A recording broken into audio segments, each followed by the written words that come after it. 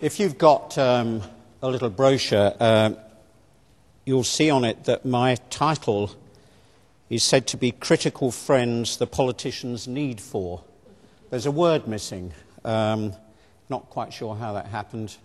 The missing word is honest. The honest politicians need for. And those of you in the criminological fraternity will understand the reference, and I'll return to it. I'm really delighted to be here. A, because I think this is a really exciting venture, and B, because it's nice to see old friends. And I've tried to think as to why on earth you asked me, and what in my experience I might draw on. I think you will wish me to be frank. I personally find it difficult not to be, so I will. I've been involved in quite a lot of collaborative research undertakings. When I was at Bath and subsequently Bristol, we founded a sort of collaborative research centre between the two universities. During my research career in universities, I've been involved in quite a lot of research projects of a collaborative nature with other universities. During my time in Whitehall, during the last 6 years, I've been responsible for commissioning various bits of research of a collaborative nature between universities. And I'm currently a trustee of 3 research centres in England and an advisor to another. And it does seem to me that your stated aspirations, which you've just been talking about, are in my experience distinctive and in one respect unique.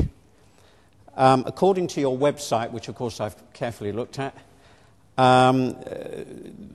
in addition to the several universities involved and the collaborators from other universities, your first aim is to develop the criminological research capacity of Scottish higher education institutions by, and I quote, integrating existing capabilities and strengths and building those capabilities and strengths by providing training and creating opportunities to undertake research.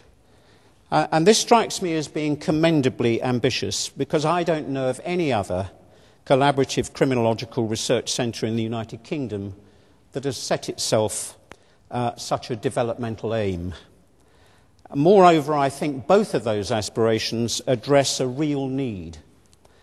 In my judgment, there's a distinct absence of both expertise and capacity within the Criminology Academy in England and Wales, which would greatly benefit from an enterprise of the sort on which you're about to embark. Let me illustrate the problem.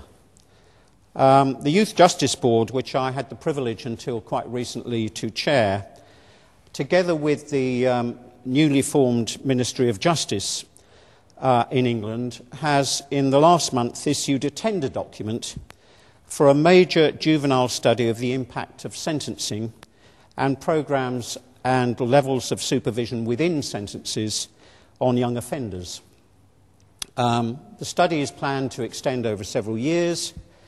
It's going to command a budget well in excess of £1 million, and the successful research team will have to collect, handle and interpret very large data sets.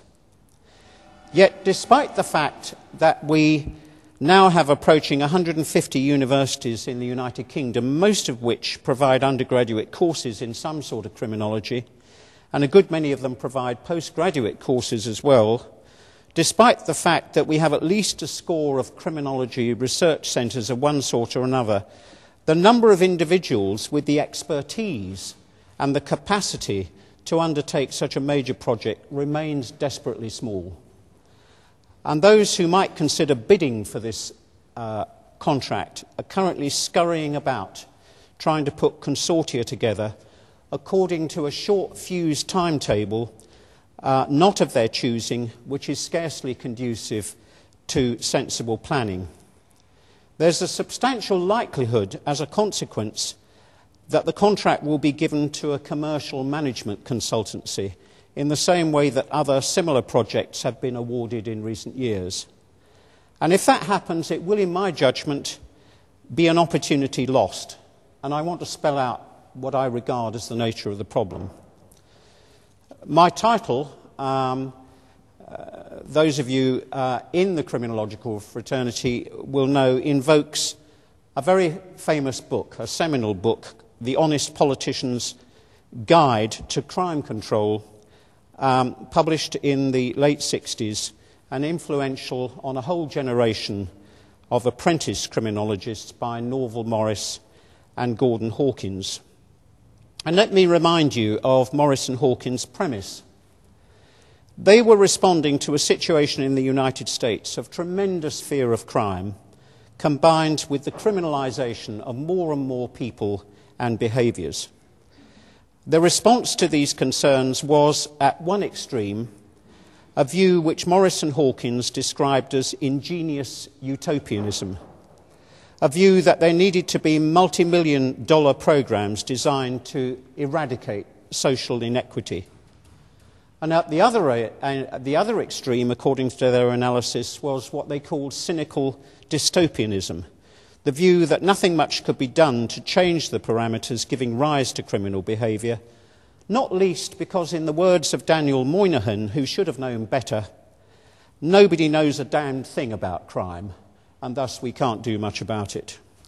Morris and Hawkins argued, on the contrary, that quite a lot was known about crime and that criminologists, if heeded, were capable of setting out an agenda which could avoid the excesses of both the incidence of crime and criminalisation.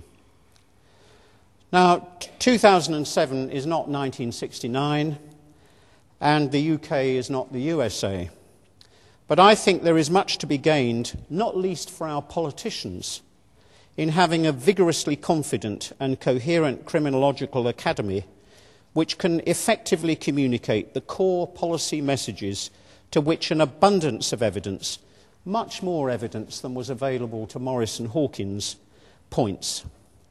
Not least because we also are living in a time when we're criminalising more and more behaviour and people, when we have a record high custodial population, when the costs of all this are spiralling out of control, and when, in my judgment, there is something of a crisis in policy making in Whitehall, if not in Edinburgh.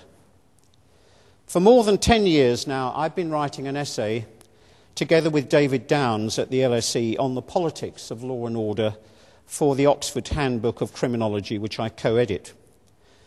And because I anticipate having to update the essay at regular intervals, and have done, I suppose I pay more attention to the twists and turns of Whitehall politicians than is healthy. And for the last 6 years, as Chief Inspector of Probation and Chair of the Youth Justice Board, I've been rather closer to the Whitehall action. And somewhat perversely, you may think, that experience has made me almost sympathetic to the petard on which our politicians now find themselves hoist, and increasingly envious of the distance from Whitehall which policymakers in Wales, and even more so in Scotland, enjoy. Frankly, it wasn't the Home Office which was not fit for purpose when that description was offered by the Home Secretary last year. It wasn't the Home Office that was not fit for purpose, but the law and order politics of Whitehall.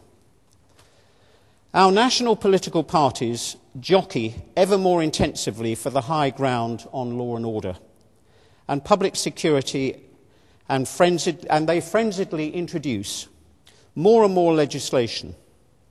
Precisely how many bills New Labour has introduced since 1997 relating to law and order depends on what criteria you use for inclusion. But the number is somewhere between 35 and 59. And further, this frenzy of legislation is accompanied by frequent proposals for structural change, whether it be the amalgamation of police forces, the reorganisation of the prison and probation services, or splitting the Home Office. And unsurprisingly, there have been many unintended consequences of these proposals, many unimplemented legislative provisions, and many major U-turns regarding structural change. All of that has become